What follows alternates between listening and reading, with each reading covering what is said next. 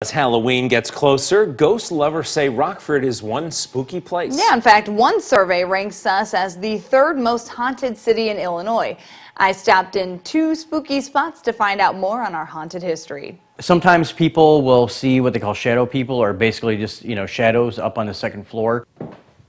It's the feeling of being watched and the stories that give you goosebumps. In this house, we did have at least 8 funerals that we know of.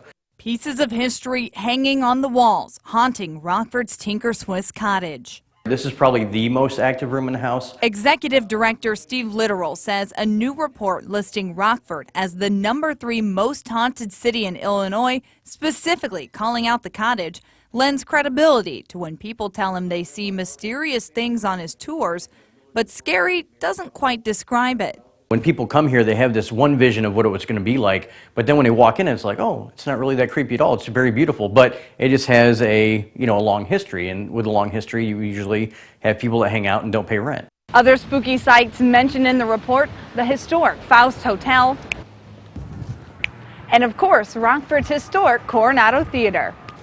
Not listed, Camp Grant. And it's a historic site paranormal expert Kathy Kressel says is perhaps the most notorious for ghostly encounters.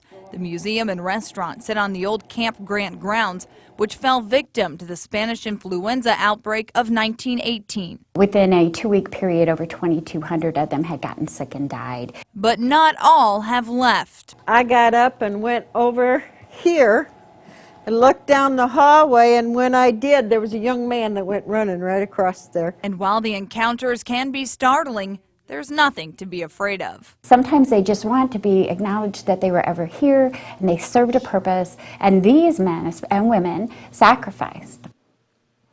The mysterious Heartland list was written by Rockford's own Michael Clean. He was actually a former mayoral candidate. Kressel will be the featured speaker tomorrow night during a paranormal tour at Tinker Swiss Cottage. For more information on that event and other spooky events coming up, head to our website, mystateline.com.